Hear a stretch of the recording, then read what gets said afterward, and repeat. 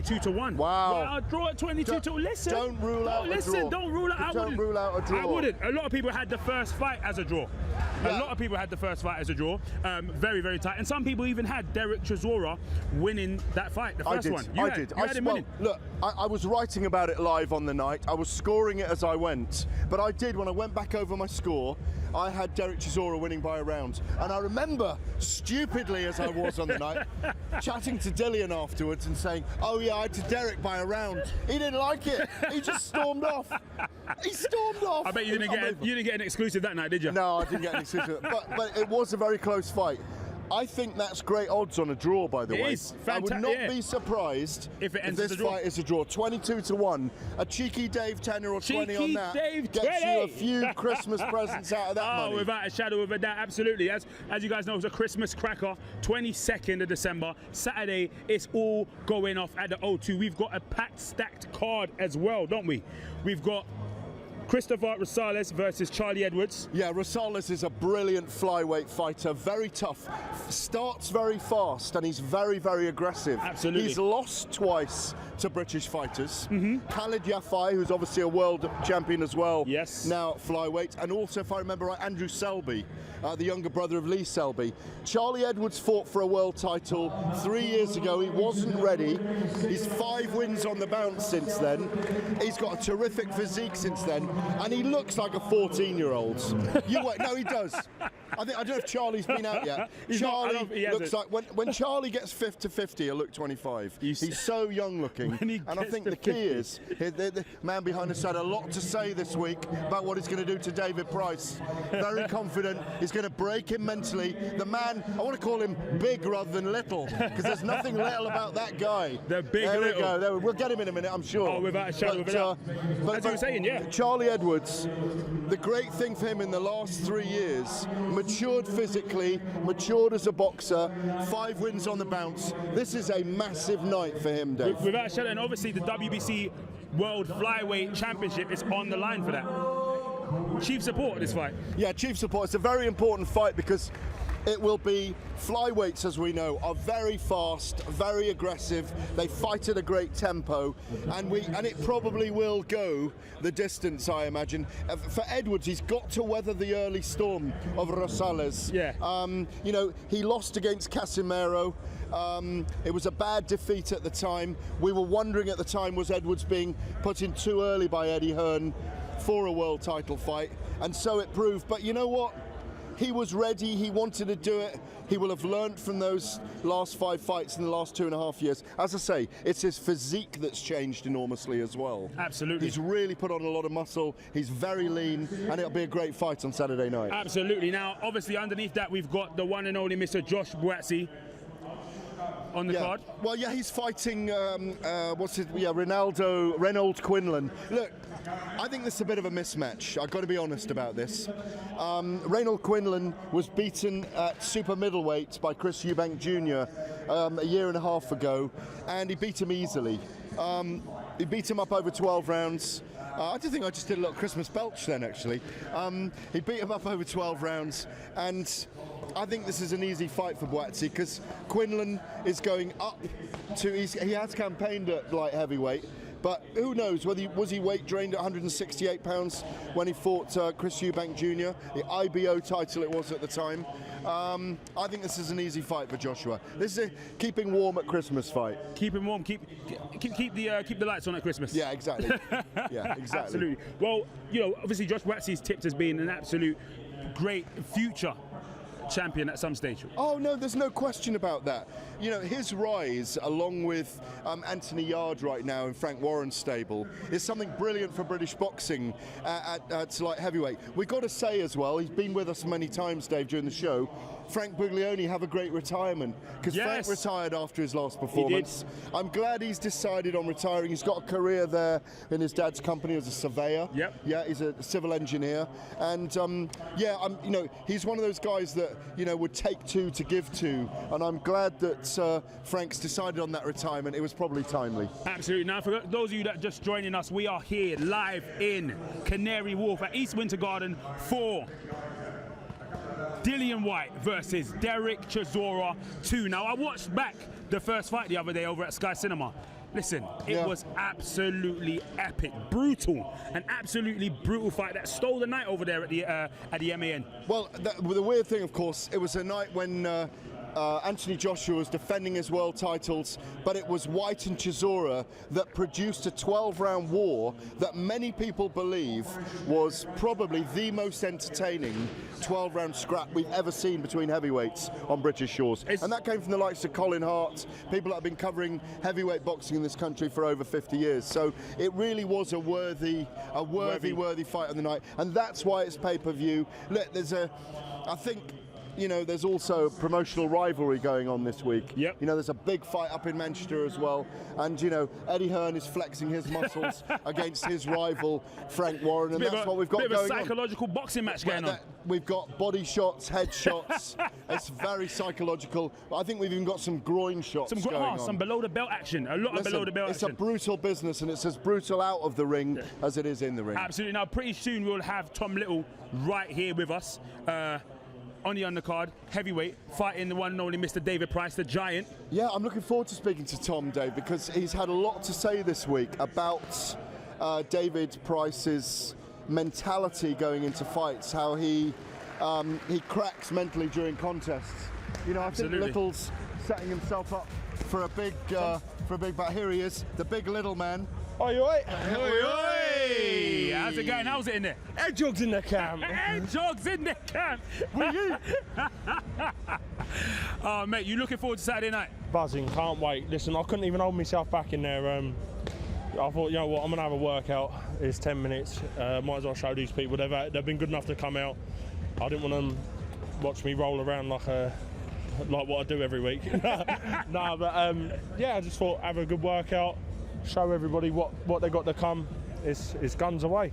Absolutely. Now, obviously, Saturday night you go against David Price, the man who knocked down Alexander Povetkin. What does he have in his tank that you gotta watch out for? A massive right hand, good left hook. He's just a physically strong, big, scary man, isn't he? But if I was worried about power, heavyweight boxing is not the one for me. So I ain't bothered about power. I ain't bothered about getting punched in the face. I've cut from the wrong cloth to come here and swallow under the influence of power and presence. And the winner for me on the night is 100%. It's going to come down to who wants it more. And listen, I've locked myself away from my kids. I've took myself away from everything that's comfortable to me. I know what a great opportunity this is. And I'm against someone who's noted to be mentally weaker. I'm not going to call him mentally weak because everyone who gets in the boxing ring shows some sort of heart. But what I'm saying is, I'll never look for a way out. That's so I'll either get dragged out or walk out a winner. No, because it was interesting. I read some of your interviews in leading up to this, and you were very strong on the fact that, you know, he might have that big left hook, that huge right hand, but mentally you believe yourself to be a different animal to what he is, and that if you can perhaps weather those first couple of rounds and start to get into him, he's got so much more to lose than you have. And this is a projection fight for you in many ways, isn't it? Well, yeah, like, I'm not one to make excuses. I went into it.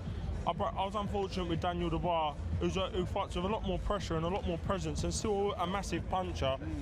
I went 5 rounds with a broken hand. I remember, yes, yeah. So what I'm saying is I have had the camp. Things have gone too well, do you know what I mean? Yeah, like, I'm just waiting for something to happen. But like break a toe in the shower tonight. Yeah. But what I'm saying is, if I can pull that off there, it ain't going to take me 5 rounds to break David down. Yeah. And I'm going to get on him. He knows he's going to have to work from the early bell, so he wants to come out and pray to whoever's up there that he catches me with something that will nail me down. Otherwise, it's game over. Because the thing is as well, you know yourself, you know, you're a young man, as you say, you've got a family, it's Christmas. This is a time in British boxing as a heavyweight where you can really take advantage. We've got 5 of the top heavyweights in the top 10 in the world right now. Yeah. That means there's big money fights out there for you. It's not just about the money, I know, but for you guys, you're prize fighters, whether we like it or not. And for you right now, you know, you could have 5 more years and 5 huge fights in that time. Listen, for me, I'll be straight up. It is very much about the money for me because I want to.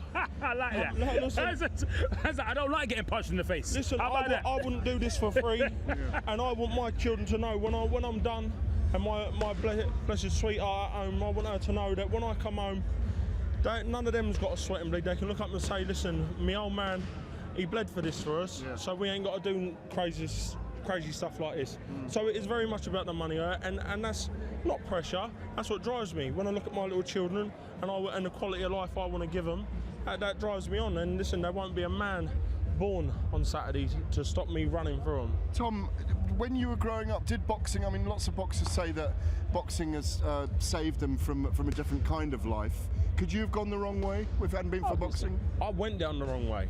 I've been down there, and it only leads to heartache and misery. For 5 seconds of riches, you've got 10 years of pain and suffering, and if you get caught, it could be the rest of your life. So it's not a quality of life I want, and I never want my little boy to ever grow up and think that he's got to do something bad for money. I want him to know that he's going to school, he's getting a good education, and when he's done, they'll have a chunk of money to say, listen, go and put that to work, go and make yourself a life. Yeah, you know, I mean, because it is an important point about what we're talking about, because like you're saying, mentally, on the one hand, you're putting blood, sweat and tears into what is the toughest profession on earth. One man against another man, in front of all your friends, your family, your children, the public, living up to what you say you're going to do. You know, it ain't dressing up as Santa giving away presents in Canary Wharf for Christmas, is it? No, definitely not. Definitely not. As much as I'd love to be doing that at Christmas time, but the beard's got to grow first. So the beard's got to grow. The beard's got to grow. But nah, do you know what? It's a hard sport. We put everything on the line. And when people complain about these pay-per-views and they're so derogatory, like so negative against fighters, we put a life on the line. Whether you see that or not, accidents happen, unfortunately, in this sport. So whether you think a man's up to scratch or not, just respect him for what he's doing and what he's putting on the line, if for nothing else. Absolutely. Now to bring it a little bit more lighthearted, obviously you spoke about not donning the Santa suit out in Canary Wharf today. You're going to be donning the Santa suit just before Christmas for the kids? I'll be donning the birthday suit walking around my house. Nah, do you know what? I'm gonna dress up, give them the best Christmas they can do. If I can find a Santa suit, someone please donate, and we will go on. We will go and surprise all the kids, and not just mine. I'd like to do something for a charity out of this year, and I've not had time really, but I'd like to give a little something back afterwards. Brilliant, Tom. Listen, we've got to go to break in a sec, but who's your pick for Whyte and Chisora? I mean, I had Chisora winning by a round the first time around. It was a very close fight. Who did you have, and who do you pick this time? I'm friends with both of them, so I'm going to sit my backside firmly on the fence. On the fence, Splinters. I'm on the fence, but all I can assure you is it's going to be a cracker and a banger. And I can't wait to dry the blood and sweat off my head and go and sit ringside and watch them two athletes go at it. And you're going to stop Price, yeah? 100%. I'll either stop him or he'll stop me. It's one of the two. It ain't going 8 rounds. It's the stoppers. It's the stoppers. Hey, Tom, thank you very much, mate. Have a good one. God bless you too. Take care. Have a good one. Thank you. Have a nice Christmas. Pleasure. Thanks, buddy. Tom Little there. Tom Little. Nothing little about him, is there? Absolutely. Who's in the ring? I think we got Rosales in the ring right now. Absolutely. Yeah, to going through workout, looking very lean. You know, going through his workout. We're going to chat to him in a little bit. I'll even speak to him in Spanish if you want me to. Oh yeah. Nicaraguan, of course. Absolutely. I think we're going to switch to the ring. It's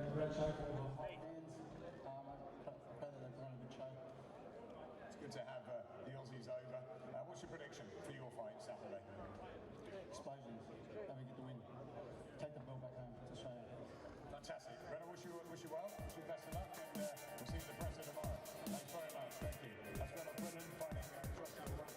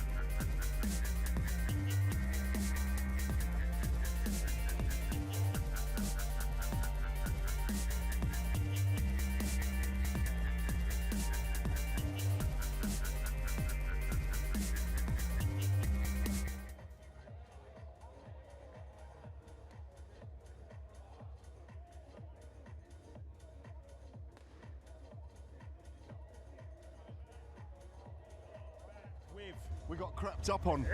We got crept By a on by a Quinlan. From Australia. I know, all the way. Listen, how was the flight over? It was good. But coming here, it's cold, so I wasn't happy with that. But that's, Oh yeah, it's your summertime right now, isn't it? yeah, it is. Yeah? But even when it's summer over there, it's still hot. Even when it's winter, I meant. So how's it been? How's it been in, over here, UK? You've been over here a few times. You said you flew over Sunday. What's the mood after camp? No, it's still the same. I'm staying my pattern. I'm up every morning at 4 a.m. I have my Bible reading, put God first in all I do, and I just keep the same pattern, don't adjust. That's good. Absolutely. You're fighting another God-fearing man in Josh Boatzy as well. Do you know that about him as well? No. Oh, you didn't know? No. They're going to end up fighting. They're going to have a ding dong on Saturday night. Probably go to church together on Sunday morning. I know, because look, I'm familiar with you. British boxing fans are familiar with you, of course. A high-profile fight a couple of years ago against Chris Eubank Jr. on the other side of London, in West London. Didn't go your way that night. It was the IBO super middleweight title. We all learned what a tough man you are that night. It was a ding dong battle. You took everything he had to give. You gave some back yourself. We also saw that he probably finished George Groves physically when they went on to meet. Tell us about why your move up to light heavyweight at this point in your career from super middleweight then. It was just another opportunity. I can still make super middleweight. I can also make middleweight. Yeah. And middleweight. Yeah, middleweight. I was meant to fight on the Monday and Horns show at, I think, middleweight. But my glute minimus played up a bit, so I had to take care of that. But this opportunity came here for light heavyweight, so I jumped on. I don't remember what my gluteus minimus is. I used to have one. It's flat now. Completely flat. Now there's a tattoo that says, if I can just turn around, it says something about pain on it. Love is pain. Love is pain. Yeah. Wow, talk to us so about that. you're going to be bringing a lot of love and a lot of pain on Saturday night. Yeah, there will be a lot of love and a lot of pain. You'll see a lot of fireworks. So. Tell us about that tattoo. How did that come about then? This tattoo come about. I think it was a time when me and my partner, we broke up and I couldn't see my daughter. Oh. And I put that on there. Love is pain, because my love for her was painful. So I put her date of birth on that on a bit. And you're getting to see her, yeah? No, we're married. So we're back together. Oh, well, that's brilliant. So God is good. God is good. Look at that. So pain is gone and love is good, yeah? That's it. Oh, absolutely. That's so sweet. How old's your daughter now? My oldest is 7. Yeah. And my other two is 5, and my youngest son is 1. Turns 2 next month. So you've had more children since then. Oh, what a great story. And it must be hard coming away. We just talked to Tom Little, a heavyweight, about what it means, especially for you guys at Christmas time, where you've given up massive sacrifices leading up to Christmas, and presumably you'll get home around Christmas Day or Christmas Eve. Yeah. Yeah, no, it's hard to leave them, but it's only for a little short amount of time. So my daughter's like, Daddy, make sure you win this time. Bring the bell home. So. Absolutely. So talk to us. How's the fight going to go on Saturday night? The fight's going to on Saturday night. I'm looking forward to it. It's going to be a war. It's going to be interesting. I'm going to hopefully get the W, get the win. So yeah. And it would be seen here as a big upset, wouldn't it? Yeah, I mean, you've come here, they expect you to lose. The promoter expects you to lose. This is one of his rising stars. Let's not lie about this. He wants this guy to challenge for a world title next year. But you've come here to upset the apple cart. I am 100%. And God give me this opportunity. I was praying for another big fight, another opportunity, another big fight. And look where he's brought me back to the UK. So may all the glory be to him. Win, lose or draw. Absolutely. Saturday night, I will get the W. Just tell us about Boatzy, though. You will have studied him. What do you know about him? I'll be 100% honest here. I don't know nothing about him, and that's honest truth. Until some people come and tell me, they said he was a bronze medalist. They've got big grabs on him. I just thought, take the fight. He's WBA International Lightweight Champion. So all right, I'll tell you about him. Okay, here, I'm going to give you a little game plan here. Boatzy, physically very strong. Makes the weight easier. He's slightly taller than you. He likes to get his jab going early, and once off his jab, he likes to throw power shots. And he can be undone by someone that outboxes him right now. Someone with smart movement who creates angles. He's giving you the techers. He's giving If you you the want me technique. in the corner, He's giving you the technique. I'm not mates he's with Black. he's giving you the absolute technique. I can't be in the corner with you on Saturday night, but you know, he's still developing. You know, he's still developing. So, you know, if you can, I don't need to follow that plan, but my trainer Anthony Redwood. Yeah. He's got the plan down. And has he said anything similar? Similar, very similar. I think they're taking me lightly. I'm like I said, I'm his biggest test, and I'm one of the fighters that can stand toe to toe. If he wants to bang, we can bang. Anyway, so we just, as long as the fans put on a good show for everyone. May the best man win. Absolutely, absolutely. Well, take care. Good luck. Have a good one. See you on Saturday night. Man. Thank you very much. Cheers. Thank you very much. Take care. Listen, once this guy gets going, you can't even stop him, mate. You can't even. I nearly got myself a job there on Saturday night. He tried to get into his corner, but listen. Here he is. Listen, look at this coat. Look at this coat. It looked good in the shop. Listen, it looks good right now, mate. What's this? Oh, look. Look. He's feeling a bit jealous. Like a pinstripe with a bit of dog tooth. A bit of hound tooth. With pinstripe, everyone knows that goes. Oh, listen. Yeah, what are you going to say about Gareth Swagger? Well, yeah. Tell us a bit about Gareth Swagger. Charlie Edwards there. Charlie Edwards.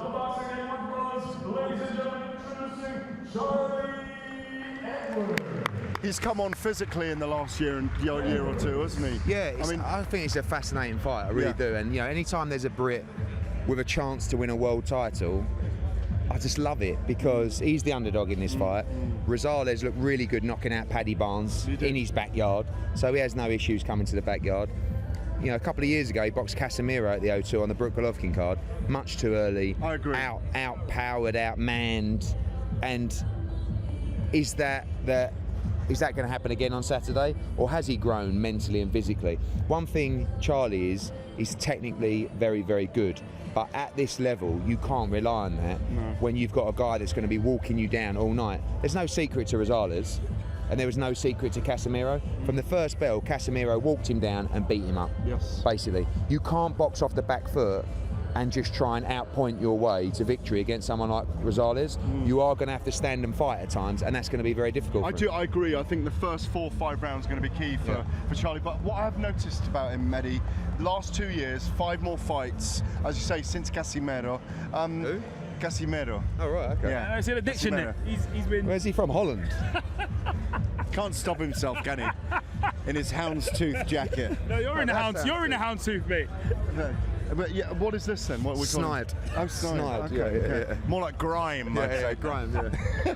But the thing is, physically, you know, when you see the photos of him recently, he's got into more of a. There's a tensile strength about him that he probably didn't have. He's 2 been up years at ago. Superfly. Yeah, and don't forget this fight's back at Fly, so that may benefit him or disadvantage him. We don't know, but I mean, you can really overanalyze these things. One thing I will say is Charlie Edwards is boxing through and through, and he's absolutely obsessed with this fight and this opportunity. It's been like 37 days to go, 36 days to go, and then my dream comes true. Like advent calendar style. Like you're getting a text every morning saying but it's just on social media, so it's like, are you gearing yourself up for that moment where you have to take it and you have to prepare yourself for war, or are you putting too much pressure on yourself? I'm just going to look at the opponent studying him over there as well. It's brilliant. I don't know if you can pan over there at all, but there's the opponent over there just studying him in the corner. He's just over there studying him. Eyes on Charlie. There he is. Look. You know, the interesting thing, Khalid Jafai beat him, and Andrew Selby beat him. So but you know what they did I remember we brought him over to fight Kal Jafai, and at the time he was like 7-1 or 6-1, and it was half a war, to be honest. But he was like, he was almost in journeyman mode, where it was like, come and survive, have a little go, but tuck up and don't get hurt. Then he had a couple of big wins. And then he had a massive win out in Japan, I think it was, and then he went and knocked Paddy Barnes out. So he's confident. Like, technically, he's not that good. He got outboxed by Cal and he got outboxed by Selby, but He's full of confidence and he can punch. Hey, and for a 24-year-old, he's had 31 fights already, you know. And don't There's forget, when he 3 boxed lots those of them. guys, he'd had like, I think 8 fights and 12 fights or something like that. So it's a great time for him. I mean, it's great that you've got a world title fight that will warm into the main event on Saturday night. I think it's important to have world title fights. I mean, look, Whyte Chisora, although it's a world level heavyweight fight, it's the fight where the man on the street, the man on the street is not talking about Edwards Rosales. Do you know what I mean? Yeah. We are in the boxing sense, and we're having a 10-minute conversation about it here. But the guy, on the street, the man in the taxi is going to me, what, Whyte Chisora? Are they going to smash each other up again? Exactly. Do you know what I mean? Tables, they're not going, do you think microphones. Charlie Edwards? But, exactly. but it's important for the sport that we provide these kind of opportunities, because it's all very well saying, oh, Britain's, the hub of boxing. Well, how many world champions have we got? So we've got to step About these 7 at the moment. Yeah, but we've got to step these kids up into world championship opportunities. Some won't be good enough, some will be. But I think this is a 50-50 fight. I don't know how our official partners at William Hill have it. Probably have Rosales the slight favourite in the fight. Yes. And I don't know. I don't know. A lot of it's going to come down to if Charlie can deal with the pressure and the toughness and the relentlessness and the power of Rosales. If he can, I believe he wins the fight. The biggest thing that shocked me today with the William Hill odds is that the draw between Whyte and Chisora is 22 to 1. Is that short for a draw? I think it's... I think that's what I'd be putting my money on if I was there. Well, I don't know. Like, so close do we think that Whyte's? I think that the David Haye, element to this fight will ensure that Chisora is physically better than ever, mentally better than ever. It's just, you talk about miles on the clock, but I thought that against Takam and he just come through it. But someone said something the other day. They said, watch the final round of Whyte Parker. Whyte was out on his feet.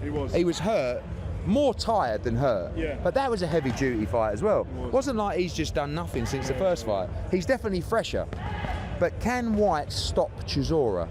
I mean, in the first fight, they hit each other with a kitchen sink and no one went down, right? I'm actually going to call the stoppage this time. Because I don't think you can hit each other relentlessly that hard. And like, I mean, I think that I've been going 2 ways in this fight. I was very confident of a Whyte victory. And I've seen the shape of Chisora, and I see the glint in David Haye's eye over there, and they just fancy it, you know. And you know what's going to happen? Dylan is probably going to try and box, and then he's not going to be able to, because from the first bell, Chisora is going to be on him, in his face, and Dylan, 1, he's not going to have any choice but to stand and fight, and 2, he don't want to have any choice. He wants to stand and fight. They're both sick. Are we allowed to swear on here? Yeah. They're sick fuckers. They are. Why would you want to do this again? Have you seen that first fight? No, it's brilliant. It's not healthy. No. You know what I mean? No, So, the thing is this. I had a very, very interesting interview with Dereck a few days ago. It's in the Telegraph today. He was talking about his Quick life little growing up promo in, there. Quick little shout out promo there. It's all about promos. It's all about promos. This is the hype business. Dereck, and I need to pose this to you. Dereck is very relaxed about this fight. He wants to beat Dillian, but he's not worrying about what's next. Dillian in his mind knows, and this is where I need to bring you in on this, Dillian knows a fantastic statement gives him the opportunity of slotting into Wembley on April the 13th. and I think Dereck is using and goading Dylan with that. You know, all the stuff. Why are you fighting me? You've got it. You've got it. You don't have to do anything. Have a nice Christmas. Do you know what I mean? But you chose to go to war with me and gamble. But I think people like that. You know, rather than sit tight and just try and sit out for a Joshua That's fight. what Dylan's all about. Yeah, but he says, no, I want to fight. He goes, and the fans want this fight, and I want to knock him out, so let's do it. It's like, yeah, but you know, you've got the Joshua fight. If you just sit, no, I don't want to wait till April. Get me in there in December. Like I said, they're sick fuckers, both of them. And look, we've got to wrap, but I've got to ask you about the heavyweight situation as well. If you were putting a percentage on it, or William Hill were creating odds, is there any chance you are going to get Deontay Wilder in the ring with Anthony Joshua on April the 13th? Everything is down to him. Yeah. We're there. Wilder. Yeah, we're there. We're ready. Yeah. We're ready to make a deal. Yeah. You know, But if he doesn't want to be the undisputed champion, and don't get me wrong, the Fury rematch is a big fight, but it's not as big as the Joshua fight, and it's not the undisputed world championship. And if that doesn't come next, how disappointed will you be if you don't get Anthony in with either Fury or Wilder in 2019? Oh, 2019. Yeah, I'll be disappointed. But you cannot. What can you do? If a guy won't fight another man, there's not a lot you can do. It's all very well saying he turned down this. It's all bullshit. Ultimately, we're there. We're ready to make the fight now. But if he won't fight us, or he's got a chip on his shoulder and says, freeze him out, you can't freeze a guy out who's got 4 belts. One of the things we've noticed so often, Manny Pacquiao and Floyd Mayweather happened in the end because they met at a basketball game, If Wilder had got himself ringside against Anthony Joshua, Joseph Parker, I think we'd have made the fight. I agree. And I said that to But he wanted to get in the ring and start all this beef. Anyway. But AJ says, if I wanted to fight with you, I'd turn up at your birthday But the thing is, AJ's... but you would. Yeah, I know. That was a mistake, them not coming. But they don't see it, Gareth. They just think they're clever. Oh, look what we've done. But you're missing the point. The point is the undisputed fight. That's the game. That's why we're in it. He's always said, one man, one face, one champion. You can't say all that. It can't be your moniker, and then you've got a chance to do it. Fight Fury after if you want. Yeah. So Absolutely. we'll see. Now, obviously, before we let you go, the big fight's on Saturday. Tell them why they should be getting involved with this fight on Saturday night, and tell them why we got to tune in and watch it. Okay, go to YouTube. I think Sky Sports YouTube. Watch the first fight, and it will tell you everything you need to know. Probably the best heavyweight fight I've ever witnessed live. Basically up there with Joshua Klitschko. I mean, it was absolute warfare. And it will be exactly the same. It'll be round 13 on Saturday night. Got a great card. Rosales against Edwards for the world title behind us here. Joshua Buatsi in a good test against Quinlan. I think that's going to be a nice test for him. I think he wins it easily. Belotti against Walsh, good British title dust up. Also, we've got there's Joshua Buatsi there. And where am I? Lost my train of thought. You've got Tom Little and David. I like that fight. And by the way, Little's over there. Look, he looks really good. Talking big in this fight. I know, but you know what? Like, I've always, don't tell him because he get a big head. I've always rated Tom Little, right? He's always rated you. He's told him. To Tom Little, but the thing is, with a lot of these guys, he'll take fights on 2-3 weeks' notice against Hrgovic and people like that with no sparring. Hrgovic is going to be a world champion really down good fight. the line. So now he's had 8 weeks. I mean, Price is not, the most confident individual right now. So, we'll see, and it's going to be interesting. Absolutely. Well, thank you very much, Eddie. Cheers, mate. We'll see you soon. Thank you, Eddie. Cheers. Thank you. A lot of insight there. A lot of insight. Thank you, A Eddie. lot of Lovely solid post. insight there from the main man, Eddie Hearn. Listen. Just to let you guys know the odds once again. The odds on the main pay-per-view is 3-10 for Dillian Whyte, 3-10, and for Dereck Chisora to win it, it's at 5-2. Yeah, 5-2. If you're going to put money on a draw for me. That's what I would do. A draw's in at 22 Could well be a to 1. close fight Or again. or round by round betting. There is no better place for odds in round by round betting than William Hill. And I'll let you guys know exactly what's going on right now. But we're just about to go into one of the chief supports. No, we're not actually going to go to the chief support. Actually, we're actually going into Josh Buatsi, I believe. Yeah, Josh we are. Buatsi's about to go into the ring. As I was saying, Mr. David Diamante threw me off there. He said chief support. I was like, hold on, wait, let me look at that card real quick. No, he's not the chief support. No, he's got that wrong. But he is. He gets Worcester, Leicester, Stroud, Leicester, all those things. Absolutely. Wrong as well. No, obviously I'm we've going got. to take my jacket off. Yeah, take your jacket off and relax. Listen, we've got Josh Buatsi in the ring. My guy, hailing from Ghana, from Croydon, South London. Some people try to say Croydon ain't in South London. I'll have you know, South London, we claim him all day, every day. Of course you do. Yeah. I mean, he's brilliant. He's a brilliant character. He's a brilliant man. He's a brilliant boxer. He's been a great representative for Britain. He's won the Olympic bronze medal, of course. He has. That's what Quinlan knew about him. He's in the ring now. We're going to take a little look at him. Yeah, we're going to take a look at the ring. Now listen, what do you like about him? I like the fact. What do you want me to start? Yeah, listen. Do you want the whole list? Listen, talk to me about his physique, the physique of a light heavyweight. What's he like? Physically, yes, he is naturally. He doesn't need to cut a lot of weight to make light heavyweight, 175 pounds. So he's not going up and down in weight all the time. He adheres to strict boxing principles. He's got the eye of the tiger when he gets in there, Dave. Yep. He really flicks the switch when he goes in there. He's not a nice man, really. When he goes in, now those gloves are going on, he's not a nice man. Well, you can't be too much of a nice man in the ring, can you? He is a completely different character to the guy that goes to church on a Sunday morning. Absolutely, You know? absolutely. Great to bring home with, for a girl to bring home to mum, but what they don't know, he's got the alter ego going on there. You know? The old alter ego. Okay, talk to me. What's he like in the ring? Right. Very good jab. Physically very strong. Looking to explode and be aggressive the whole time. And also, I think, developing all the time, looking to see how he can exploit his power, looking to improve with his technical boxing skills all the time. All those aspects to him where he's constantly improving. The graph is just going up, up, up in a consistent way for him. Quinlan's a tough man, but I think Joshua Buatsi stops him. What is it, a 10-rounder? I'm not sure what it is, but I know it's a 12-rounder, isn't it? I think he'll stop him in the late rounds. Absolutely. How long until Josh Buatsi steps into that world level, do you think? Well, Anthony Yarde, who's Frank Warren's light heavyweight, is probably a year ahead of Joshua Buatsi, and I think next year, I think Anthony Yarde will fight for a world title, but I think early 2020, it's a very tough division right now with the champions in there. We saw, sadly, what happened to Adonis Stevenson a couple of weeks ago, and I think he's in hospital intensive care after a brain operation. But Turbiev, Bivol, Gvozdyk, all these difficult fighters in the light heavyweight division. Hi, Charlie, how are you? Yeah, I'm really good. Yeah, good. We were just saying, while Dave smashes bottles all around us, we're just saying how we spoke to Eddie Hearn about you, but also your opponent was... Eddie couldn't take his eyes off you, mate. From the moment... Neither could your opponent, by the way. We were literally in the middle of an interview, and he was just like, hold on, wait a minute. Let me just reposition my body to have a look at Charlie. Yeah. Charlie's about to... He's like, shh, Dave. Yeah. Charlie's about to go. Yeah. How are you feeling? I'm feeling great. I've done everything. I've got no doubt in my mind on Saturday night I will be crowned champion. It's no way going to be an easy night's work, and we're going to come up to tough and sticky challenges in there. But I really do believe I'm ready. I've left no stone unturned. I can't stress this enough. My coach, Grant Smith, has made my job so easy, and I'm ready to be crowned. When you're driving, can I just interrupt you?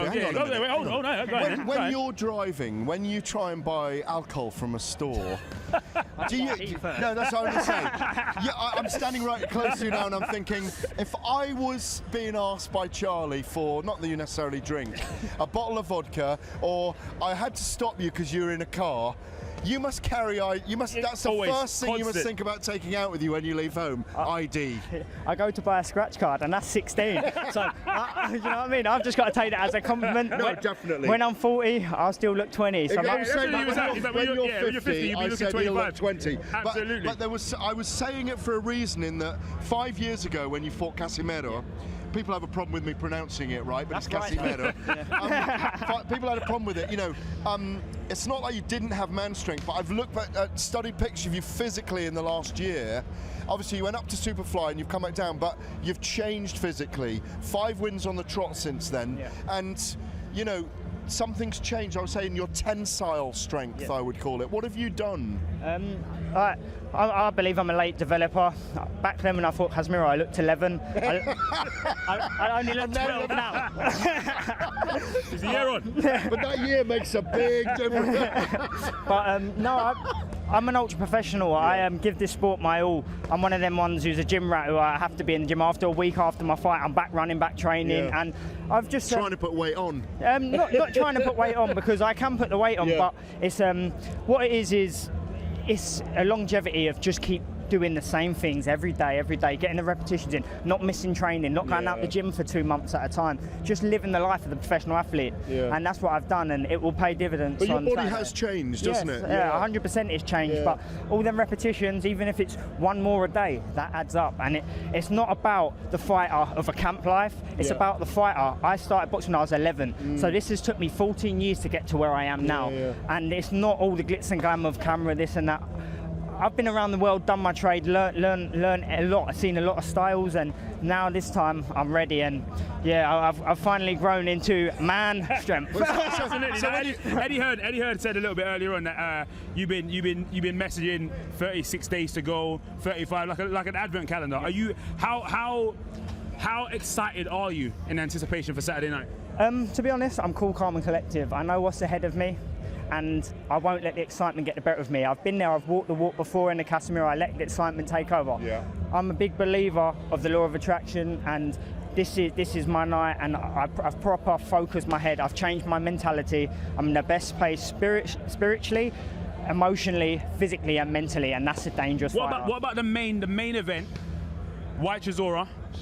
What was your thoughts on the first one, firstly? Oh, it was a war, and like, it could have, I thought Dillian nicked it, but it could have been a draw. Yeah. So it's one of them fights that Dillian didn't have to take, but he took it. Fair play to him, because he wants to prove everyone how better he's got, and I believe on Saturday night he will show the world. Again, all right. You think Saturday night is going to be a signed, sealed, delivered? Yes, signed, sealed, and delivered. It's going to be a tough night work, but I'm ready to be crowned WBC World Champion. What do you make of the argument that the first 3, 4, 5 rounds are key, really, in that you establish your range and rhythm with him, and that I know that it was a long time ago when he fought Khalid Jafai and Andrew Selby, who are 2 other British flyweights that he's lost to.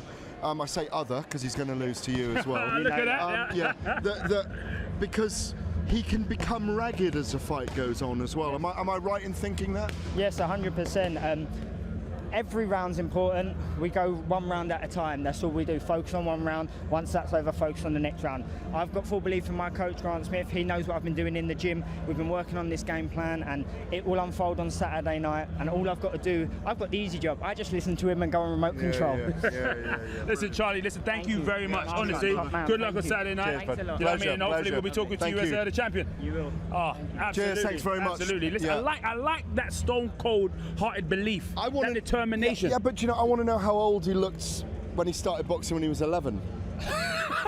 But he's an incredibly youthful looking man, Benjamin isn't Button. he? Is that Benjamin Yeah, Button? an incredible youthful man. But you know, again, the key to this fight, I tell you, is how he goes. If he can keep the fight even at 5, 6 rounds, Dave, I think he can not walk away, but he can take this fight and win the title. Absolutely. Now, guys, we're going to get odds for you on that fight during the week. Don't worry, we ain't got that right now, but we will be getting that for you during the week, possibly tomorrow, even at the press conference. Yeah, indeed. We are. Where are we tomorrow? At the press conference, we're back here in at Canary Wharf. And on Friday, we go to the Islington Design Centre. Absolutely, for the weigh-in. All of these things will be streamed live. Back with me and Gareth. Back, you know what I mean? Back making it happen. Absolutely. Listen, it's very unusual to have such a big boxing weekend close to Christmas. It normally kind of tails off at this time of year.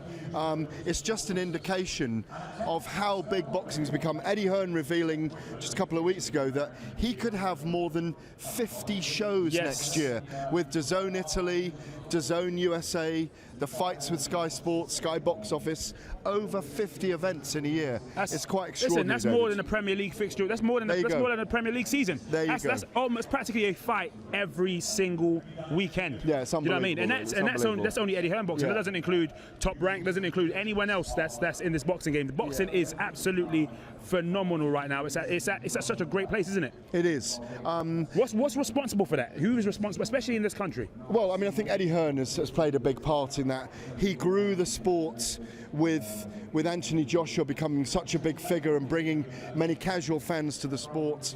Later in this year, of course, Tyson Fury coming back, fighting Deontay Wilder, brought the other promotional rivals into focus. Frank Warren's team brought BT Sport on board. So you've got 2 strong promotional outfits at the moment with 2 very strong TV companies backing them, and the anticipation as we go towards 2019 that, you know, as I asked Eddie Hearn, would he be disappointed in 2019 if he didn't see Anthony Joshua against either Deontay Wilder or Tyson Fury? We can't go through another year without a unification for the 4 of the world title belts. Do you think that's not going to happen in April? I don't think it will happen in April. I don't think it will happen. I think if Dillian Whyte looks very good on Saturday night, I think, excuse me, he will fight Anthony Joshua on April the 13th at Wembley. I think they'll really build it. I even think that if Dereck Chisora, and I see his camper in, David Hay and his team, I haven't seen Dillian or Dereck yet. But listen, they are here. And they will be here live with us shortly. If Dereck has a great performance as well, they'll build a case for him fighting Anthony Joshua. Or could we see Alexander Usyk step straight up? Ooh, do you think that's too early? It is too early, but it is too early, but they're going to have to find the right opponent for Anthony Joshua to sell out Wembley. That's the key to that. Will he defend his 3 belts? Will they be able to sell out Wembley Stadium, 90,000 people? Right, Dereck Chisora yes, right, has just arrived right, in Japan, right, yeah. just coming in with his team, War has making just his way stepped over in. here. War has started. War has arrived. Yeah. The cameraman can't find him. Never mind. There we go. There we There's go. the hint. Says War Chisora Chisora on his back. But in the meantime, we've got the one and only Mr. Joshua Buatsi is joining up on stage. Yes. Absolutely. Yeah. Hey Josh, how you doing? I'm blessed, man. How you doing? Good. Well, listen, you might not know this, but your opponent is a very religious man as well. And we were wondering whether you and he might end up having a ding-dong on Saturday night and going to church together on Sunday morning. Do you know what? Saturday night, we'll put everything aside, get in the ring, do what we have to do. And then after that, we can either go to church, we can buy each other a drink, we can eat, we can do anything. Long as we're both healthy, good to go back to our families, that's important. But right now, Saturday night, we handle business, and then any affairs happen after. I got to come clean. I was giving him advice on how to beat you when he was up here with us earlier, only because he said he hadn't studied much tape of you. His trainer did that, and I said, look, Joshua is physically very strong. He loves to set everything up behind the jab. He's got the eye of the tiger when he goes in there. He'll be looking to stop you, and I do think you stop this guy in the late rounds on Saturday night. Again, there's a lot of talking being done, but I not by you. Yeah, that's by the this man thing. here. If I'm honest with you, Gareth, I haven't watched much of him either, but I'll get in the ring, see what's available, and like you said, if anyone's hurt at any time, Dave, I'll take the opportunity, and we'll see what happens. Well, he had a very strong performance in a sense against Chris Eubank Jr. over here a couple of years back, where we know how physically strong Chris Eubank Jr. is and what he delivers when he comes to fight. He's not technically the best, but he's coming in there to tear your head off, basically. He's coming in there to give you a battle royal, and this guy stood up to it, you know. But I just don't, that was at super middle as well. I just don't think it's an international title, isn't it? Yeah. I don't think your international title goes anywhere but Croydon on Sunday morning. It's going back home in my bedroom. It's almost on the floor. After Saturday night, I'll be putting it back there again on the floor. On the floor? It's on the floor, man. Until I get something more prestigious. Do you know what it is? If I'm honest with you, Gareth and Dave, yeah, it's not about the title. I've got a decent opponent. I need to get rid of him. I need to do what I have to do and progress on with my career. The title doesn't matter to me, if I'm honest with you. I am so focused on Saturday night that that's all that's important to me, and that's all I'm looking forward to. Absolutely. Two more things. Firstly, I was on the train from East Croydon on my way into London Victoria, as you do, and my head like swaying to the right. I see a massive Josh Buatsi mural. It's mad. It's incredible, isn't it? What's that like? What's that like seeing that? I'm sure people have been hitting you up like, whoa, hold on, wait a minute. Yeah. Do you know what? Big up to Nike. They've done a lot of publicity and a lot of promotion in Croydon. I'm grateful for that.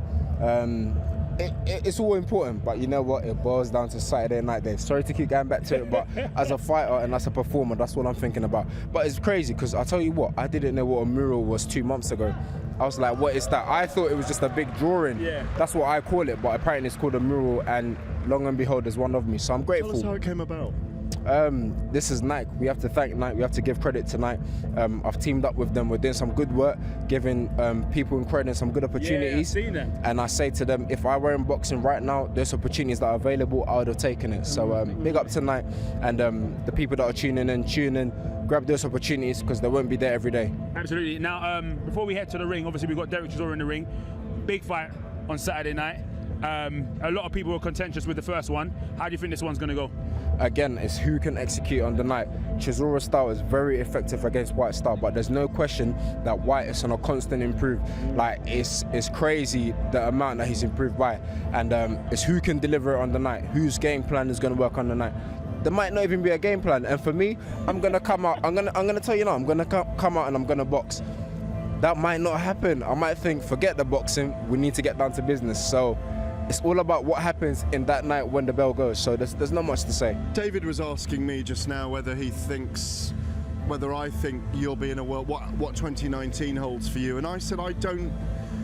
Given the light heavyweight division at the moment with the Beterbievs, the Bivols, the Gvozdiks, we give, prayers to Adonis Stevenson at the moment as well. Sure. The light heavyweight division is the kind of division. You're not a novice by any stretch of the imagination. You're more than a prospect. It's not the kind of division where you can step up lightly for a world title at the moment. No, you have to make the right moves at the right time. And it might be 2020 that you eventually fight for a world title, is what I was saying to David. 2019, 2020, 2021, whenever it is, I will be world champion. But like you said, it's a division that you can't just rush into. Make strategic moves, fight the right people at the right time, and you get there. Josh, much love. We'll see you. We'll see you in a bit. We'll see you tomorrow. We'll catch up with you tomorrow at the press conference. Thank you very much. Now listen, Gareth. Anytime we're trying to wrap up, Gareth. Yeah. You go into another long question, mate. Well, we got Dereck Chisora in the ring, pouring water on people. That's what they want to see. They don't want to see us. Listen, let's switch to the ring. Okay. And let's see what's going on in the ring. He had a little beef with me yesterday, actually, old Dereck. Oh, is it? Oh yeah. As I say, that big spread in the Telegraph today, there were a few things in there he wasn't happy about, but it was fascinating to discuss with him how his life's been, how things have developed. Yes. Yes, we definitely had a fascinating kind of existence as both a boxer here and his life. Absolutely. In general, about how it's developed. Now we've got David Haye on the ring as well. Yeah. Watching. Yeah. What's that like to see? What's that like to see? Charles here as well in his War Chisora tracksuit. Yeah. No, I'm liking these trackies. Physically, I've never seen him looking. His torso. He's got narrow waist. We don't normally see that with Dereck. He looks in fantastic shape. He also, you've seen the videos that Haymaker's been putting out from his gym. Yep. They've put Dereck through his paces. I don't think Dereck likes David Haye because he's pushed him so hard in training. It's as simple as that, But he's going to love him if he comes out of this fight as a winner. When I spoke to Dereck, if he comes out of this fight as a winner, he does. Listen, if he comes out of this fight a winner, he deserves a fight with Anthony Joshua. People might crow about it and call about it and say it's not right, but you know what? He is a guy. I'll repeat it. He went 12 rounds with Vitaly Klitschko. He had a brawl with David in the press conference afterwards, David Haye. They fought at Upton Park. He has gone in there. He's one of the toughest heavyweights we've seen. When I spoke to Colin Hart, the doyen of boxing writers, Dave. The doyen, who's covered boxing here for 5 decades, he told me that he has not seen a better, more entertaining British 12-round heavyweight scrap than the one we saw between Dereck Chisora and Dillian Whyte 2 years ago. Coming from Colin Hart, that is massive. That's how big a fight it was at the time. That's how entertaining it was. Do you feel that Dereck enjoyed that as much as we, the fight fans? Yeah, I think the whole thing about David Haye and Dereck Chisora making up, forming a union, Dereck's physicality. He's a young 31. Remember, he didn't come into boxing. He's very, very hard. He's a very hard man. He's very durable. He's got an amazing chin. In fact, weirdly, David up above us is one of the very few people to have stopped him with a knockout, 5th round knockout after their brawl in their grudge fight. He's an incredibly interesting character. When he's in the mood, he can box against anyone. But as you say, Dillian's improved as well, so we're expecting to see an improved contest between the two men on Saturday night. You could see either man getting stopped or knocked out. You could see the fight going 12 rounds. You could see a very close battle with a draw. Well, what we're seeing there, by the way, very fast double and triple jabs. Dillian might well be trying the same thing himself, but I think everything about Dereck looks very tight. What he does, he not goes to sleep, but he relaxes too much in fights sometimes and lets the other opponent set the pace. Does he take some rounds off basically? What Dereck's so comfortable in the ring. He's so comfortable absorbing shots. And he's comfortable on the ropes, isn't he? Very comfortable. He likes being there. We saw Muhammad Ali-esque rope-a-dope against Carlos Takam, and then those two massive right hands that put him away. You know what we see with Dereck is a guy that's very comfortable in his business. The funniest thing for me when I interviewed him this week, the story in the Telegraph today, plugging again, was that he didn't even play in the rugby teams at school. He said the guys were much bigger and harder than him, and he ended up being the medic for the sports teams. Oh, right, what? Yeah, Dereck? Dereck became the medic for the sports teams, even for the swimming team, the cricket team, and he would carry the first aid bag to all the games, and he would be the medic. But he said no. He said the people I went to school with were much, much bigger than me, the rugby players, in Zimbabwe, where he went to school in Harare. And, you know, it's just fascinating the journey he's made, and the journey he's made within British sport and British boxing. Absolutely, absolutely. Now listen, talk to me a little bit more about Dereck's footwork. What's his footwork like in the ring? What's his? Is he known for quick feet, or how important is that going into this fight? Who's got the better feet in this fight? They both got very decent movement. Neither of them, you see, they're not elusive fighters, either of them. They don't run. They don't run. They like to stand. They like to plant their feet and let their shots go.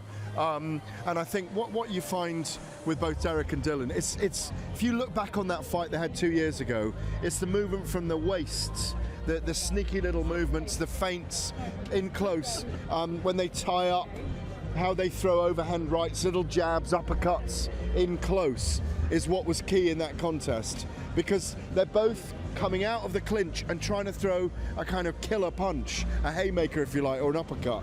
And if you look at that last fight, a lot of the punches towards the end of the fight, when they were exhausting, when they were leaning on each other, they were trying to land on each other as they moved apart. That's going to be key in this fight as well. But early on, it's going to be all about the jab.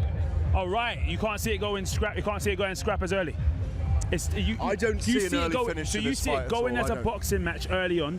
I do. And then I see a battle of the jab, cagey first round, battle of the jab for a couple of rounds, and then War Chisora. War Chisora. Yeah, it's going to happen in the ring. So we might be able to pick this up or close to camera. So stand like, yeah, take this out.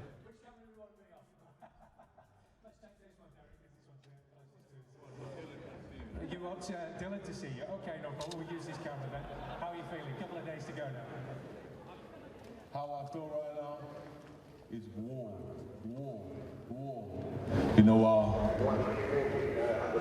we can see it on the mouthpiece you got there. yeah, you know, I trained hard. You know, shout out to David, my coach, and everybody else. You know, we trained hard for this fight, and there's only one way we're going to go for this fight. We're going to war. Right from the first bell? Right from the get-go, run over to his side, start pounding him down. I'm gonna pound him and pound him and pound him. Yeah, I hope you're listening. I'm gonna pound you and pound you and pound you. It don't matter what he's done. Remember I said he can't hurt me. He hasn't got a powerful shot, which bothers me. That bothers you? No, which can bother me, none. I'm gonna fight this guy. I'm gonna hunt him down and beat him up.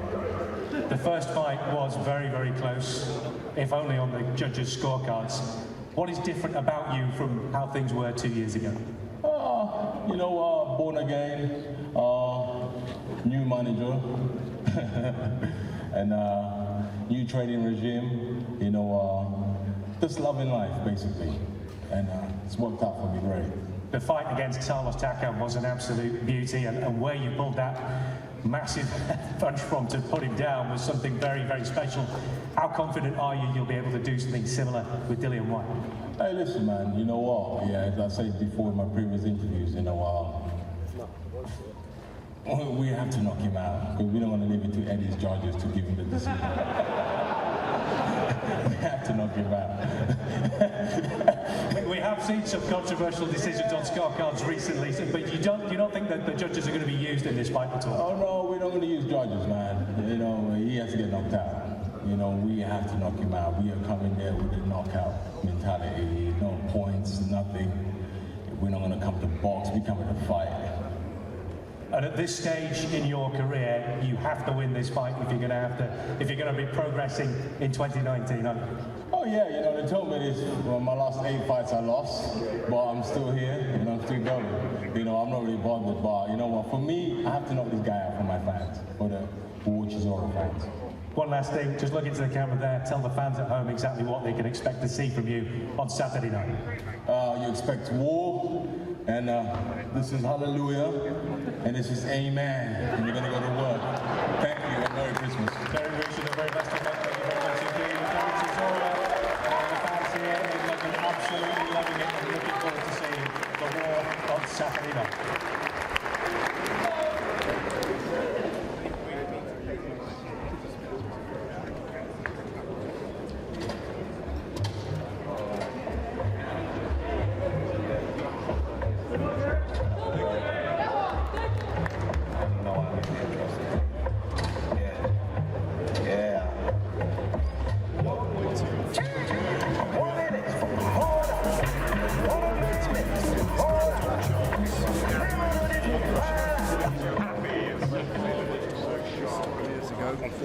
I know, unfortunately, but it is odd to see you, David, and Dereck there kind of as a team, if you like. Listen, I've not seen Dereck with as thin a waist as that, as in such good shape. Obviously, you're an ever-present in his camp.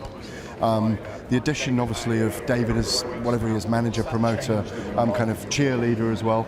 It does look like it's been very useful and very helpful. Oh, most definitely. I mean, like when Dereck first presented the idea to me, I rejected it initially. Serious, yeah? He was like, nah. You wanted the grudge rematch fight with him in his camp. No, seriously. Yeah. I rejected it. Really? Then I thought about it, and I thought, hang on a sec, this is actually a genius idea on Dereck's behalf. Yeah. And yeah, I said, if you ask him if he agrees to do it, I think it'll be a really good thing, and it's worked out really well. Oh, it's really worked out. It's worked out well. Certainly the kind of like the videos I've seen, obviously you're there all the time anyway, you're a very steady influence in Dereck's life and his camp and all those things, but you know, you've known him a long time and it's always nice to have a new infusion into a camp, isn't it? But what's key for me is that promotionally it works as well, because let's ask you about this. If Dereck has a great victory on Saturday night, why should he not be challenging Anthony Joshua for 3 of the world title belts? Well, that's not my department because I'm not a promoter or a manager, so I'm just a trainer. Our focus is solely on Mr. Dillian Whyte. We come through that, then I let the managers and the promoters do their job. Look, I was there with you 6 years ago. Sorry, David. You will get a word in edgeways eventually. I'm going to punch one in a minute. But he fought Vitaly Klitschko, and he gave Vitaly Klitschko the hardest fight he'd had since Lennox Lewis back in 2012. You are his trainer, but you're also a knowledgeable man in boxing. If Dereck Chisora beats Dillian Whyte, or does it dramatically, does he deserve a fight with Anthony Joshua? Most definitely. But like I said, our focus is solely for Dillian Whyte, one step at a time. Absolutely. And on that basis, how does Dereck beat Dillian Whyte on Saturday night? You heard him. He's not joking. He will stop Dillian Whyte, and I second that opinion. Serious. You look me in the face, he will stop Dillian Whyte. You heard it here first, or second, because he said it in the ring. And that is it, he's not joking. We've got round betting. What round do you think it'll be? Do you think it'll be late in the fight? I wouldn't be giving that away, but he will stop Dillian Whyte inside the distance.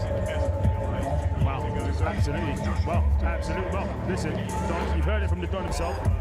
Much appreciated. Thank you so much. Thank you very much. Cheers. Thank you. Thank you. Yeah. Now listen, obviously, cool. Obviously, yeah. Wow. That's it. Listen, we've got a lot of odds on round by round betting, especially on the fact that he said he will stop him. But I have to stop you. because obviously you were badgering on, and we got Dillian Whyte. We got Dillian Whyte. No, listen, they're coming here to watch Dillian Whyte in the ring. Yeah, but you can watch Dillian Whyte while I badger on. No, not badgering from you, mate. All right, I'm gonna take a vow of silence for the next 5 minutes. You can't take a vow of silence right now as Dillian Whyte is in the ring, training to a bit of Drake, mate. Yeah. To a bit of Drake. Yeah, exactly. You listen to a bit of Drake? I do now. Do you know who Drake is? Yeah, grime. Nah, it's definitely not grime, mate. It's rap. Rap. It's all grime to me, baby. No, I don't listen to it. Who does listen to Drake? I do. Who came out to Drake the other day? It might have been Liam McGeary in Honolulu. Came out to a bit of Drake, yeah? A bit of Drizzy. Drake. All right, now listen, tell them a bit about Mr. Dillian Whyte. Well, again, some people call him the voodoo man now. I don't know. I'm not going into that. We can ask him about that. But look, again, like we just spoke about with Dereck Chisora, Dillian Whyte is in fantastic shape as well. He's gone through a third go. Look at him, happy as Larry, looks fantastic. Mark Tibbs, never eagle-eyed, never got his eyes off him. Yes. Yeah, and he looks a very happy fighter. Physically looks better all the time. He's had one of the best years of anyone in boxing. Brilliant victory over Lucas Brown. Again, a brilliant victory over Joseph Parker. Doesn't want to sit on his laurels at Christmas. He doesn't. Wants another hard camp, another hard fight, wants to stay on the trail, and if he wins this and he looks good, he'll get Joshua in April at Wembley Stadium. This is It'll actually be his the music perfect right now. route in. Here we go. This is Dillian's actual walk-in music, isn't it? Well, because it's AC/DC, baby. This is the proper shit. He loves it. He absolutely loves it. You know, this is more of you than the Drake, isn't it? Listen. Of course it is. I don't sit in my car. I don't sit in my Jag listening to Drake. All right. I listen to Thunderstruck. Name dropping the vehicles now and that. Okay, I see you. Now listen. Dillian's in there, smile on his face. Listen, that's what I love. That's what I love about it. A huge, massive smile on his face. Yeah. It must mean that training camp was absolutely fantastic and phenomenal. The great thing about Dillian though is he goes from fight to training camp to fight to training camp to fight to he's in constant development, isn't he? He's barely been out of camp this year, and you can see it in him.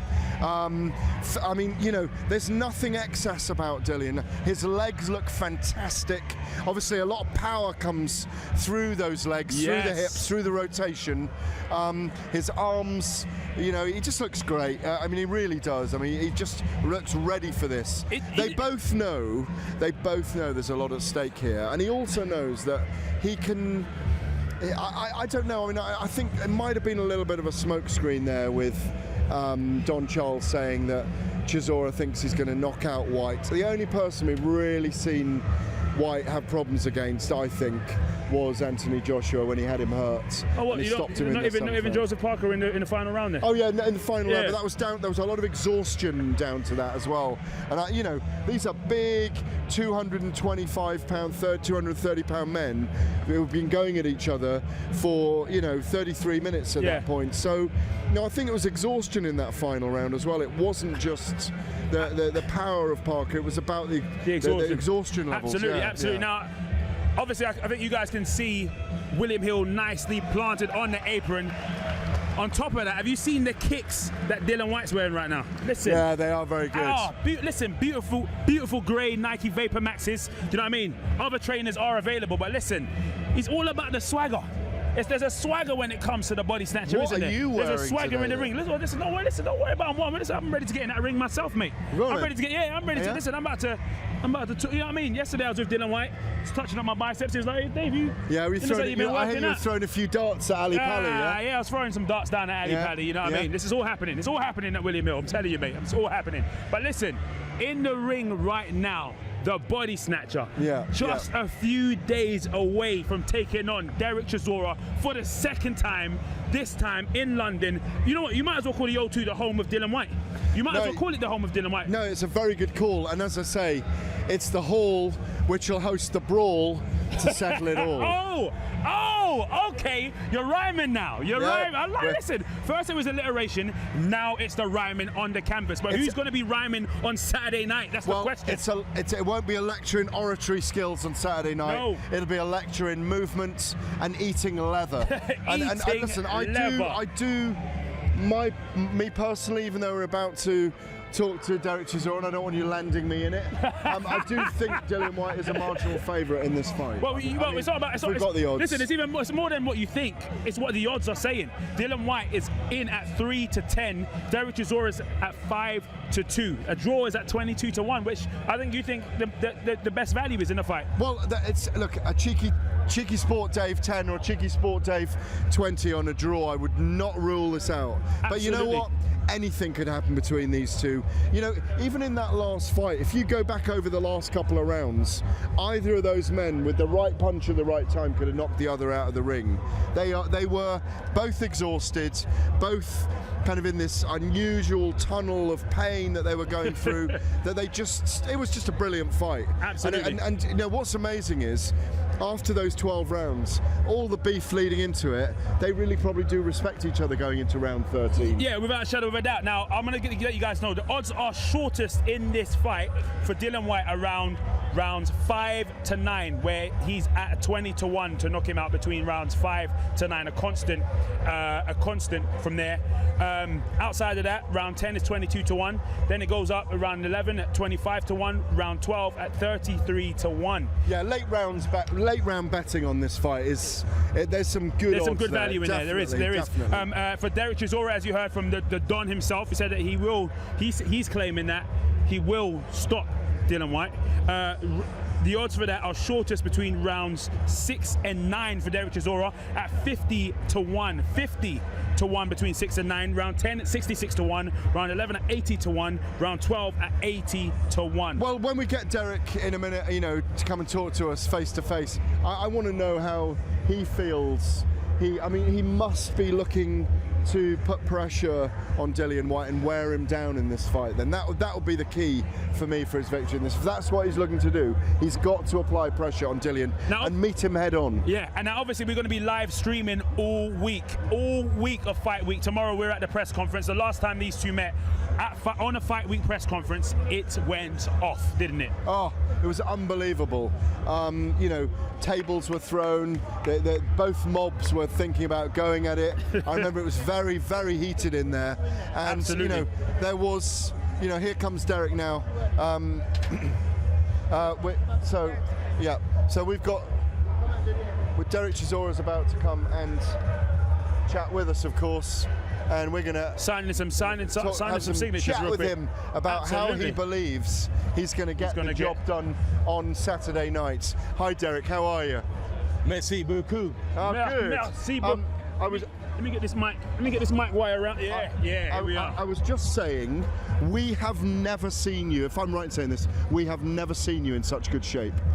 I'm in great shape. I think I got a six-pack now. All right, listen. That's why you got to tune into the weigh-in on Friday night. You know what I'm saying? Friday night and Friday afternoon. There's all to see. Yeah, it's gonna be buzzing. Absolutely. Now, how's training been? Training's gone well. Training has been buzzing. Things were happening in camp. I didn't have any arguments in this camp. There was a bit of a disagreement, but it was a good disagreement. What was the disagreement about? David likes to control everything, so I gave him control everything. When I decided to take a little bit back, you're like, no, you can't do that. He's a control freak, isn't he? What was it? You want to eat a bit of fried chicken or something on the day? And he was like, nah, no fried chicken today. No, what I wanted was pancakes. I wanted pancakes. And he was like, no, you can't. I was like, listen, I'm craving pancakes. And then he was like, no, you can't have pancakes. I was like, please, can I have one pancake? No, he's had a go at me over there. That's all right, though. Is that what the hardest thing is about training camp? Is that the hardest thing about, is the food? Being able to just to eat? It's like, you're on a strict diet for 6 weeks, and then suddenly your subconscious mind tells you, I want some KFC. You want a reward. Not even a reward. You just something that says, I want some fried chicken. Or something, you say, I want a burger. And then you're like, Five Guys, and you're like, oh, where can I go? I need a good greasy steak or greasy English breakfast, with Yorkshire pudding and the whole lot. But you can't. But you're feeling the difference for keeping that discipline, yeah? Yeah, I'm feeling the difference. It's gone well. Can't complain. And Don Charles, who we spoke to just a moment ago, says that he believes that you may even stop Dillian Whyte second time around in this contest? Yes, we're gonna push hard. We're gonna push until we can't push anymore. You've got to meet him, basically. You know, you're so. I was saying. No, get it right, man. I'm gonna go look for him. Oh, okay. Yeah, because Going to seek and destroy. He said seek and destroy. Seek and destroy, because what I saw right now in his shadow boxing, you know, he's been training on the back foot. It's fascinating that you've ignored all these conversations about. Dillian Whyte's been talking about if he beats you, he fights Anthony Joshua in Wembley. You've stayed away from talking about that, which we both, David and I, have found fascinating in the build-up. It's like you don't want to look beyond Saturday night. No, the only thing I'm looking forward to after Saturday night is that turkey. Yorkshire puddings. Yeah, Yorkshire puddings, roast turkey, potatoes. roast potatoes, Brussels sprouts. Little piggies in a blanket. Nah, I don't need pork. But it's okay. No pork. No pork. No pork for me. Yeah, and the other thing is, and you gave a brilliant interview to me for the Telegraph, Dereck, was that... Yeah, we know how that went. How did it go? Yeah, tell us I how had it a few went. complaints, How did it go? that stays under the covers now. No, but There's nothing under the covers. I might be suing this man right here. So if you don't see him on the camera the next couple of days, he's in court with me. So it's War Chisora for War David. But what I loved about what you were telling me about, what you told me, was that the born again faith that you have, letting things go, but also, you know, kind of like a change in your life, and just, you know, that there's a maturity with you as a professional fighter, as a person, and there's, you know, we could have you boxing with us for the next 10 years almost. Yeah, you know what? Faith is great. You know, I keep saying this, man. You know, me and Tyson, you know, we didn't have much faith on ourselves, and then for Tyson Fury to get up on our knock, it's all faith. You know, this time last year, I kept saying in Monaco, Tyson was a big guy when he came to watch me fight, and I go to him, you know, go back. He goes, I'm gonna come back. Watch this. I didn't believe him, and he proved me wrong, and I'm so happy that he's back. You know, this is all to do with faith. Yeah. You know, when you found faith, everything else opens up. You know, you start seeing the light clearer. Because Tyson Fury told me over in America, even though you guys have fought twice, if he wins the WBC title and you're in line, you deserve another fight for that title. It's 3. I say you have to give me one win. I said you have to give me one win. You know, you can't have all 2, because you know what, we'll do a third one. And now you'll do a third one with me, because every time he wanted to fight, you'll call me and say, can we fight? I'm like, yeah, come on, let's do it. So no tables at the press conference tomorrow either? No. Calm, peaceful. The war is on Saturday. War is on Saturday. War.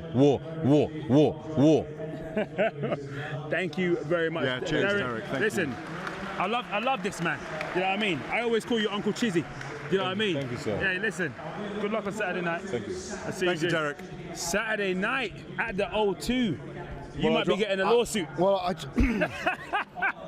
He's been name dropping his article and that, but he isn't name dropping the fact that you know what I mean. He might have been unhappy about 1 or 2 things in there, but you know, no, but it's fine. It was a brilliant interview, seriously, because I think the thing is about Dereck, he's not a talker generally. He's reluctant to open up. Yeah. And he was very open when he spoke to me, and I do think it's a sign of newfound maturity. The faith, as he said, having faith in his life is what is changing him, and it's given him more discipline as a fighter. Absolutely. Listen. With David Haye in the corner. Listen. Tell them why this is a huge fight on Saturday night. You've been a bit mellow. I need the gumption. I need the life, the verve, the soul. Tell them. It's a huge fight on Saturday night. Controversial, and it's good when you have a controversial result. It's highly controversial. Certain people had it one way, some people had it another way, and people just can't wait to have the brawl that will settle it all. The brawl in the hall that'll settle it all on Saturday night. A lot of fists are going to be flying. Yes. The other thing as well, the added storyline, the narrative to this week is that there's another pay-per-view event, of course, as well. Of course. Up in Manchester. So it's put to 2 promotional teams in rivalry. We've never seen this before. It's unprecedented. The 2 events have taken place, pay-per-view events, on the same night in the same country. So that's put a different colour on the picture, certainly from my perspective, journalistically. So there's all of that. So there's a battle within a battle within a battle. you can watch it whenever you want to, of course, which up in Manchester or here. But Whyte against Chisora is a big event. They both fought world champions. They both put it all on the line every time they go out there. And as I say, if the second fight is anywhere near, David, the level of the first fight in terms of thrills and spills and entertainment, we are in for another. Do you think there could be? Do you think there could actually be a trilogy on our hands for this? These two fighters? If people win money at 22-1, the draw is with William Hill. If people win money on the draw, we're going to see a trilogy. We're going to see a trilogy. Or maybe they just flip a coin to see who fights Anthony Joshua at Wembley on April the 13th. Oh right, yeah. In fact, and then do the trilogy fight afterwards. Or maybe they put these two on instead. Oh, I've got a question for you. Is Anthony Joshua? Oh, it's Dillian Whyte. Is Anthony Joshua still going to be a world champion in 2019? No. You taking that? Yeah. You stripping that? That's right. He said, that's time right. To eat.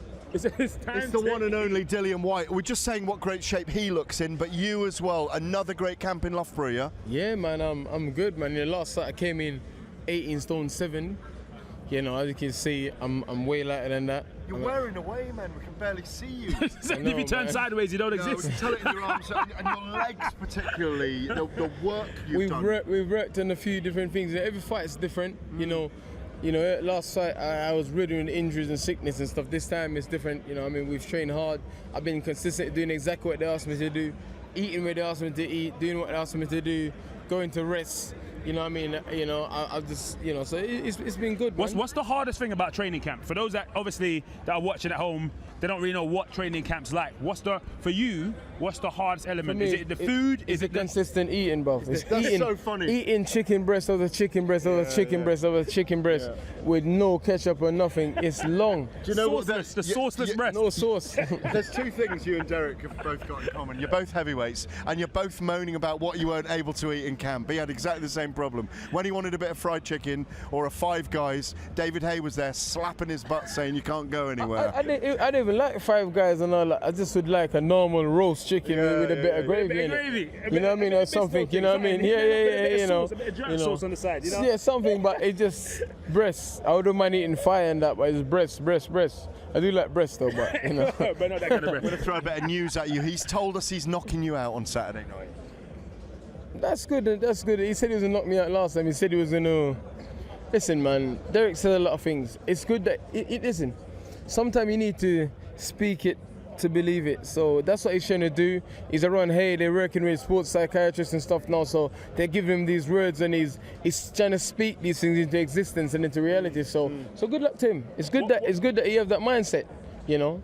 I'm just going to go out there and do what I need to. It's good that he have that mindset, because that might be his downfall. What kind of fight do you expect on Saturday? War, as he says. No, Armageddon, as he says. Armageddon. So the whole with the brawl to settle it all is going to be Armageddon, yeah? That's what he says, man. So I might have to bring Ragnarok with me.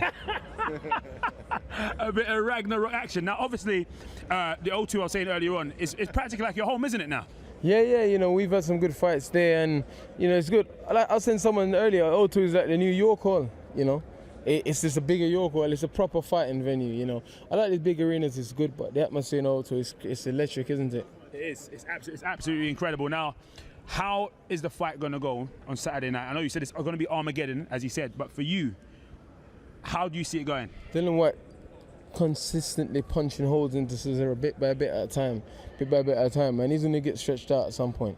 So you don't believe it's going to go 12 rounds? No, I don't believe, but, you know, I'm not going to go out there looking to blow him away in the first round. I'm going to go out there and do it. And so, listen, I'm a fighter, I'm a brawler, I'm a boxer, I'm a technician as well. What is he? He's just a brawler. He might get fitter, he might get stronger, but that's it. What's he going to do? When was the last time you see him out-jab someone or out-box someone? Never. David can't change that in 12 weeks. So old dogs, no new tricks? You have a few new tricks, I'm sure, you know. Old donkey, no new tricks, you mean? No, because there is a school of thought this time that you box him early and then you take it to him after 4 or 5 rounds. We'll see what happens, man. We'll see. You know, I might come out and try and get it done early. You know, it depends. I'll have a look at his legs. I'll see what he's saying. I'll see how he shapes up, because one for Dereck, he's a veteran. And one thing with veterans, if you're inexperienced, they can get into your head. They can do things and act a certain way, like they want to fight or they're strong. You know, but I've seen it now. I've been around. I've seen it now. So I'm able to look. I'm able to look out for these things, you know, and spot these things and recognize them and see these things. You know, what I mean, I'm at a stage where I can look at someone and say that person got an injury on that leg. You know, it's mad.